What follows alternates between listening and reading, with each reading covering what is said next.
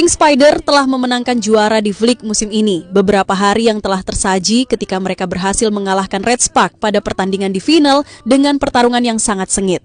Dan ini sebelum musim berakhir dan liburan bagi para pemain. Seperti biasa, pihak KOFO menyelenggarakan penghargaan kepada para pemain yang bermain sangat baik pada musim lalu.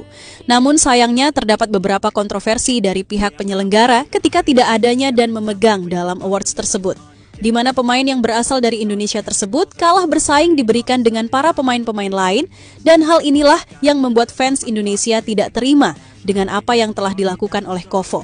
Sebagai informasi seperti yang dikutip dari Never Media Korea juga bingung kenapa Mega tidak mendapatkan penghargaan sama sekali. Lantas, ini menimbulkan situasi yang merugikan pihak KOFO hingga miliaran rupiah usai Mega memposting sebuah informasi sehingga bisa jadi mereka memboikot rame-rame. Lantas kenapa hal itu bisa terjadi? Dan seperti apakah postingan Mega yang membuat KOFO rugi hingga miliaran rupiah? Mari kita bahas bersama-sama.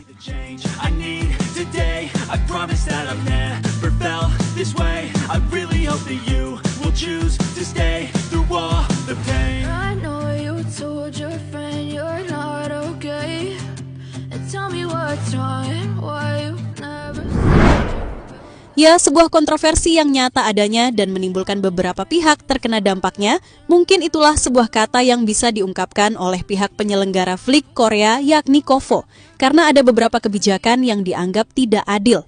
Seperti contohnya pada besaran gaji pemain asing dan pemain lokal, di mana gaji para pemain lokal dari Korea memiliki gaji yang lebih tinggi daripada pemain asing. Padahal jika kita melihat peran para pemain asing lebih menonjol dibandingkan para pemain lokal Korea. Sebuah hal yang bisa ditunjukkan dari faktanya, terdapat data statistik yang menunjukkan jika para pemain asing layak mendapatkan gaji lebih tinggi dari pemain lokal. Lihatlah bagaimana data statistik yang kami perlihatkan di layar kaca Anda, di mana top skor yang banyak didominasi oleh para pemain asing, seperti Victoria, Giselle Silva, hingga Megawati.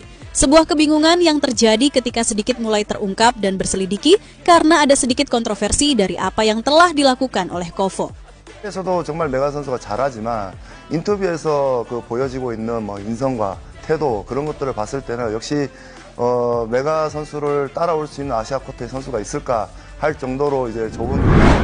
Ya, terdapat informasi yang menarik pula ketika KOFO memberikan sanksi kepada pemain kembar yakni Lee Hindayong dan Lin Jae-yong.